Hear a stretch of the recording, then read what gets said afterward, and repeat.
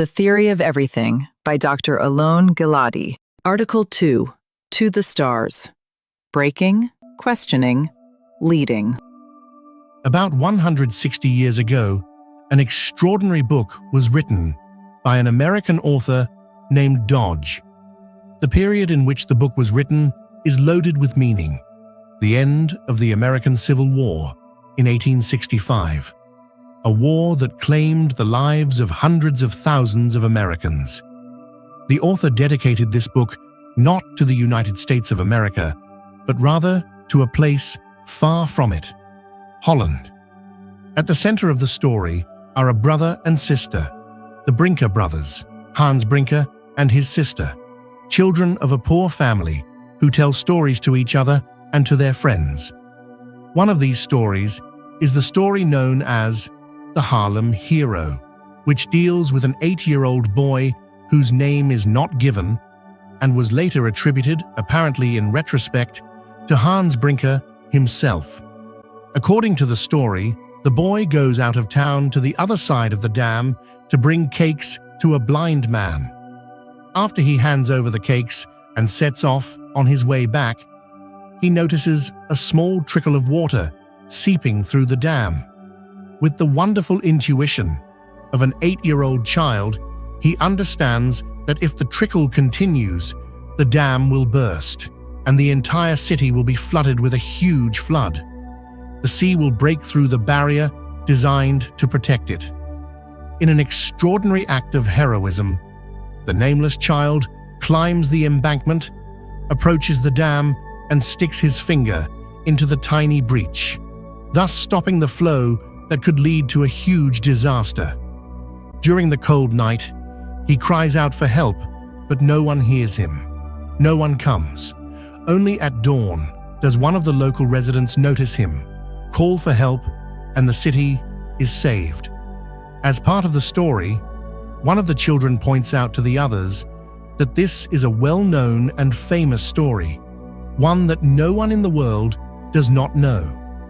The anonymous child represents the soul of the nation, a soul of heroism, of initiative, of action that stops the small trickle before it becomes a disaster. The sea, or nature, or in another reading, the wrong structure in front of them, do not flood the city, do not destroy humanity, because a moral little boy with pure observation dared to stop in time. The story of the Dutch boy who saves an entire city from the forces of nature echoes a deep and familiar motif. A little boy drives them. This is a well-known motif in human culture in general, and in the culture of rational faith in general, and in the Israeli faith in particular. Thus, in the well-known prophecy of Isaiah in chapter 11, a vision is described in which a shoot will come out of the stem of Jesse, and a branch will flourish from his roots, and upon it rests the Spirit of Jehovah, a spirit of wisdom and understanding, a spirit of counsel and might, a spirit of knowledge and the fear of Jehovah.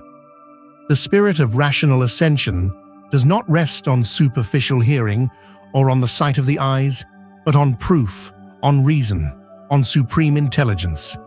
Then the immortal sentence appears, and righteousness shall be the girdle of his loins, and faithfulness the girdle of his reins. And the wolf shall dwell with the lamb, and the leopard with the kid, and a little child shall lead them. In Israeli popular culture, a clear expression of the same motif can also be found in a well-known song by the Nahal, a youth pioneer group from the early 1970s, In a Red Dress. This song, whose lyrics were written by Ruth Sefruni and whose music was composed by Yair Rosenblum, centers on a seemingly innocent little girl who asks one question: why? Among other things, it says, "In a red dress and 2 braids, a little girl, alone and innocent, stood and asked why." And in contrast, and all the volcanoes, and all the storms, and all the lions, and all the tigers, and all the great ones, and all the wise ones, stood pale-faced and found no answer.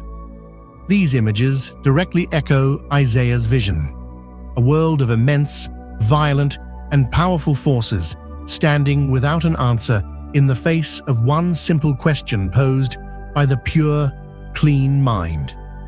The motif of the question of why, combined with the motif of an answer that goes beyond convention, is a necessary condition for the forward march of all of humanity, not just on one level, but on all levels of thought, in rational science, rational morality, and rational faith.